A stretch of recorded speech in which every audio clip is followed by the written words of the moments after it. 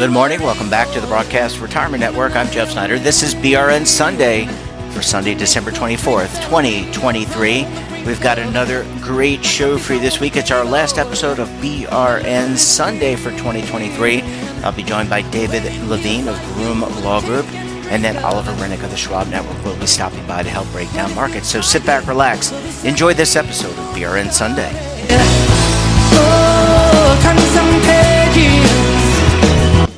Well, we're going to kick things off, as we always do, with a look at what's happening on Capitol Hill. And today we're going to look back. This is our last BRN Sunday for 2023. Joining us on the line, he's one half of the Legal Eagles. That's David Levine. He's a principal with Groom Law Group. That's an employee benefits law firm based in Washington, D.C. David, thanks for making some time for us this morning. Really appreciate it. Jeff, as always, it's great to be here. And maybe it's just a sign of the times that there's only one eagle to look back, because maybe we only got halfway done with everything we thought we'd get done in 2023. Well, we always have a long laundry list in the retirement industry. As we've talked about, financial services glacial in terms of its movement. But I would still say, David, looking back, there's a lot that's been accomplished this year. And here we are heading into 2024, Secure 2.0, top of mind for me. And I think a lot of the audience, because there's some provisions that are going to become effective January 1st. There are. And as we look back, it's important to think about where we've come from. Secure 2.0, we're a year out. And during this year, there was a lot of ups and downs in the world of Secure 2.0. There was the issue of, does everything need to be Roth if you earn over $145,000? And that sucked up a lot of our time in Secure 2.0 land, because admittedly, the IRS gave us great guidance, and thank you, that pushed it out 2 years. But then, as another gift under the tree, the IRS gave a bit of grab bag guidance on other Secure 2.0 provisions just the other day. So now we're sort of going into 24. We've got things like student loans and all these other pieces coming online. But we have some guidance, not complete, but people are moving forward. There's also the idea that there are, I'll call it, hiccups in Secure 2.0. As we've discussed throughout the year, it's impossible to write legislation to cover every scenario and for it to be perfect, especially in this area. And the folks on the Hill, the staff especially, have worked really hard this year to come up with language to address technical corrections and related items in Secure 2.0. They put out a discussion draft, but again, we're still not there. They have put it out as for discussion, so they've done a lot of their job. Let's see where we can move the ball from here. And another example of things. Sorry, go ahead, Jeff. You want to chime in? I'm going to keep going with my half complete theme. No. Go finish your thought, and then I have a question, but it was not related to legislation. Go finish your thought, David. I apologize for interrupting you. Oh no worries. If Kevin's not here, we can't interrupt each other. So you have to do the job for us, and we appreciate that as always. So the other thing, just to note for 1 second, is in the land of regulation as well, is the Department of Labor has had a busy year of proposals. We have a lot of things out there, and a lot of things are waiting to finish the clearance process. We, of course, at the end of the year, have had the big news about the new definition of fiduciary, round 3 or 33, depending how you'd like to define it. In my mind, it's round 3. And certainly all the ups and downs there, and that's still partially done.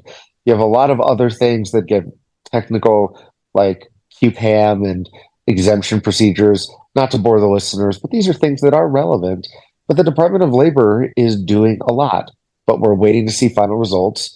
Oh, and also what's incomplete is we're part of the way through the 2024 election cycle. So some more is yet to come on that, and it's going to be a wild ride. David, as you look back, and I know it's always great having both you and Kevin here, but when you gentlemen look back on the year of litigation, anything that stands out to you? Obviously, we got the fiduciary rule that you already talked about, Secure 2.0, but I feel like we spent a lot of time this year talking about, not a lot, but part of our time talking about litigation and the evolution there. Sure, and you're right, Jeff. Litigation continues to evolve. We could get really weedy and wonky for here if we want, but at a high level, there's been more and more, but definitely not just a blanket series of wins in the, I'll call it the basic, your plan paid too much in fees and expenses for record keeping or other services or funds. You see more and more of those cases actually being dismissed. You see more and more, uh, I'll say, low dollar settlements. But you see an expansion of claims. You've seen it pushing out in the last year to asserting claims about products, solutions, some very technical, interesting discussions, at least for lawyers, interesting about when the prohibited transaction rules apply, when they don't, how it all operates in terms of what the fiduciary duties are and what disclosures are when and where. Again, that's up in the air. It's in flux. Similarly, things like arbitration remains in flux. Supreme Court hasn't weighed in, doesn't seem to be about to, but the idea of arbitration clauses in plans, another area, and also just even simply put, what you really need to get into in a case depends on what court you're into, your court you're in, about the level of detail and the level of duty of prudence and diligence. There's not a duty of diligence, but just the process that people need to do. So we are really in an evolving spot. And I would be remiss if I did not say in the land of litigation, 2023 was also a year where there's a lot of press about litigation over healthcare plans like 401k. And some of the big players have been out there and you've talked to them and saying that they were looking at it. We've had litigation. We had a case we did that where we defended someone and we got it dismissed. At the same time, this is a hot topic. A lot of people are talking about it, and we'll continue on to next year about fee transparency and mental health parity. So a lot in the land of litigation, Jeff. Yeah, and I want to leave off because we've talked about another angle with you and Kevin. That's data and privacy. How do we leave off the year? Because there were some evolution there, maybe in the federal level, but also state and local level, because I don't think there's uniformity across all the jurisdiction as to how they look at data. Exactly. Well, you're right. As as as a as a reference to my good friend Mr. Walsh, let's make this topic data security, privacy, and missing participants, because we wouldn't have a yearly wrap up without a reference to missing participants. Yeah, we have to do that. I feel like it's just in honor of Kevin. Exactly. I'm sorry he can't be here today, but absolutely, Kevin would of course want that dropped in. But you're right. We're still in a world where at this point there's no federal standard on data. There's a lot of discussions. There are discussion drafts out there. You obviously have a California CCPA rolling along. There is the carve out for areas that are preempted by federal law. So, but there's the question of, especially as our industry evolves, there's a lot of people who talk about convergence, health, retirement, individual wealth, and the Department of Labor and its fiduciary rule certainly has some thoughts on that. For instance, on IRAs and rollovers, and there is, how does this all tie together about which standards apply where? We're still in a pretty holy, that, and I say WHOLY. I'm not even sure that's the right spelling. Patchwork of laws at this moment that really govern this. And we have yet to see. We know the Department of Labor continues to be active looking in this space. The SEC has been focused on this space, especially for advisors and their security. So there's a lot going on. So whether you're a plan sponsor or plan level fiduciary and you have all these discussions, whether you're a service provider, there's a lot coming. And who knows? We haven't talked much about PEPs lately. There's a lot of news about people opening and changing PEPs and stuff. We'll see what happens with PEPs in the new year as well. Yeah. Now that I've done my laundry list, I will stop there, Jeff. Yeah. Well, David, great work this year by you and Kevin. You guys are always have the ear to the grindstone, so to speak, in terms of what's happening. You've been great in terms of delivering great content to the audience. And look, I am looking forward to 2024. And when we get Kevin back, we can look at the year ahead on that first show coming in January. So until then, David, enjoy the rest of your 2023. safe and happy and healthy New Year to you, your family, and Kevin and Kevin's families and friends. And we'll talk to you again first thing in January. Happy New Year, Jeff, and thank you so much. Bye-bye. Bye, David. Bye-bye. Bye now.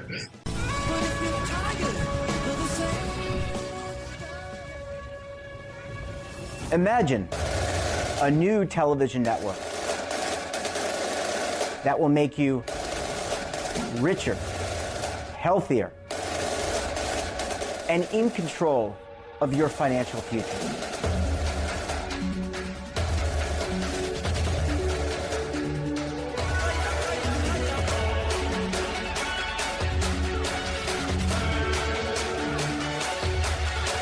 This network is for the policewoman in Nashville, Tennessee, the baker in Dubuque, Iowa, the teacher in Lexington, Kentucky. We want to make the idea of savings and retirement culturally relevant. But what do you see as a defining issue of the midterms? Especially for the smaller businesses. I mean, they are the lifeblood of the American economy.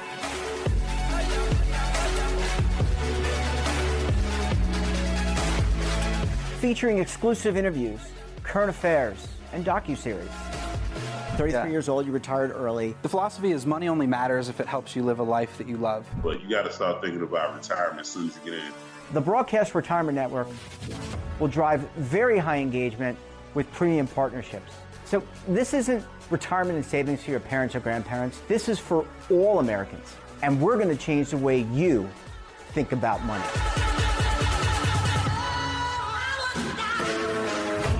Welcome to the next frontier of retirement and savings. This is BRN, the Broadcast Retirement Network.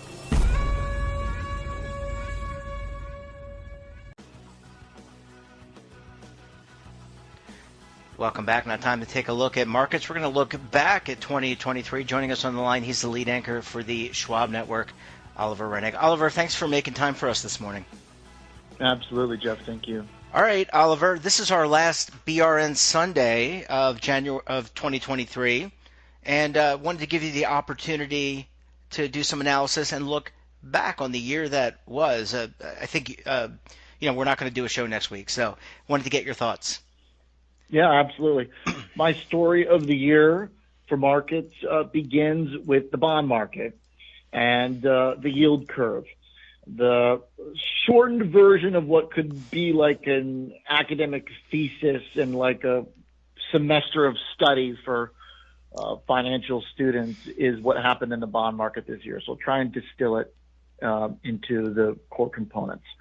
We went through multiple different types of curve behavior in the bond market that signaled hugely different economic outcomes. And one moment that really was unique to this year that has never really been seen before. So I'll start from the beginning, basically, and just kind of using the spread between 10s to 2s as my guide. We started off the year inverted in the yield curve, obviously the reflection of a Fed that was hiking rates, applying pressure to the economy, and deep fears among investors that this year was going to be certain recession. Then we got regional banks that blew up, and that fear just deepened. The yield curve then widened out because by that end of first quarter, the market was pricing in cuts for this year. And so the yield curve re-steepened in a very traditional fashion prior to recession, which is when the Fed cuts. So we had the short-term rates really plunging and long-term rates going down too, but not quite as fast. So you had a full steepening of the curve around the regional bank event. Mm-hmm. And that's typically the event that the bond market confirms that you're about to go into a recession. The inversion of the curve that people spent 2021 and 2022 talking about, it's kind of the predecessor to the uninversion that happens as the recession actually hits because the Fed has to act. And that's what everybody thought was going to happen very quickly when the regional banks went under in a few instances and stressed generally throughout the industry. Now, of course, There was a little support from the government, but nothing too extreme. A little kind of like pseudo stimulus, a little bit, and kind of a backstop to make sure that we didn't have major like banking crisis. But generally speaking, the market just equilibrated, and there were a few bad actors that needed to go, and so things normalized. But there was this second section of the year that was during the summer in which we said, all right, maybe the banks aren't going to take us under into a financial crisis, but we still have inflation that's very elevated and clearly some economic stress. So there was a stagflation concern again in the middle of the year. The curves inverted again, and we kind of were back to the drawing board. Then something somewhat kind of miraculous happened, which is that the economy got this second wave. And you can attribute it to whatever. But the bottom line is that the strength of the employment market is the easiest way to describe it and explain it. You had some real deep fears and positioning in markets that a big recession was coming, and it didn't. And so there was a relief trade that then occurred, and we started beating expectations in the economy, and the yield curve started to steepen, uninvert, the same thing, steepen and uninvert, almost entirely by the end of the summer by way of bear steepening instead of bull steepening. And that doesn't happen. According to history, you don't uninvert naturally because of fresh growth expectations going higher. You only uninvert because the Fed comes to save you. So in the summer into the fall, we had this really unprecedented event where the curve started steepening out and almost inverted. We printed a 5% GDP. The labor market refused to break. Housing refused to break. The consumer, though strained, did not break. And even though unemployment was rising throughout the past year, it was doing so very slowly and off of very low levels. And so we had this shock economic soft landing. And then we saw disinflation continue. And we got very, very close to kind of having this sort of euphoric moment. And that's kind of like where we're leaving the year. The development since then is that the data have worsened somewhat. And as the market has priced in the cut, there is a debate about whether or not we have to cut to avoid recession again, or if we're going to cut and actually invertedly stimulate the economy in a way. And so the yield curve has kind of been flat over the last couple of months going into next year. But the fact we had so many twists and turns and had two different types of curve uninversion and steepening throughout the year really tells you all you need to know about the path for the economy that went from deep concern to very pleasant surprise. Yeah, Oliver, I kind of feel like this is an episode of Falcon Crest because, with the twist, you remember Falcon. Well, you're a young guy, but you probably don't remember Falcon Crest. Dallas, Falcon Crest, they were like the big before reality shows. But I do feel like it's a tale of two halves.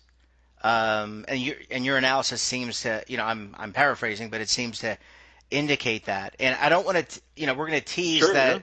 We're going to tease that in January when you come back for that first show, BRN Sunday. We'll look ahead. So I don't want to get into that prognostication component yet. I think we need to wait for the market to kind of restart itself and get your feedback on that. But as we close out 2023, it's easy to be short-sighted, Oliver, and just think about what happened in the last couple weeks or the last month. Sure. And I guess the question is, it's a far cry from the main conversation people were having. Yeah, I mean, I think about, you mentioned recession, but also the conversation around the Fed and or raise. And I wonder going into 2024, what perspective will the Fed have, and as a result, what perspective will the market have? That is the big discussion right now, which is, will the Fed actually follow through with what the market has been pushing them towards? And because of that, we had a fourth quarter rally in stocks that looked quite different from the first 3 quarters of strength in stocks. So to think about the Fed impact in the most useful way from an investor and trader standpoint is to look at how leadership in the stock market shifted in November and December. So high quality tech companies with good balance sheet, profits, cash flow, and of course the AI innovators. Those were the leaders of the stock market all year.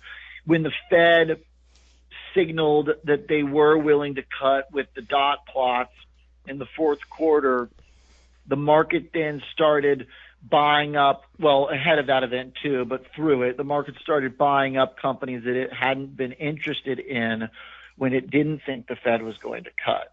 And so that is a very important concept for next year, because if the Fed actually does go through and cut, it extends the financial lifespan of companies that were headed for bankruptcy, essentially under their own debt burdens at previous interest rate levels from 2021 and 2022. If the Fed does not cut, then that possibility of serious credit stress comes back to the table, and we'll have to deal with that. That is a great question going into next year. Oliver, last question, not related directly to the markets, but I want to ask you, as we close out 2023, does social media, I remember the GameStop saga that you and I discussed and others discussed, I think it was last year, the GameStop and all the power of social media. Really, but yeah. Was it before that?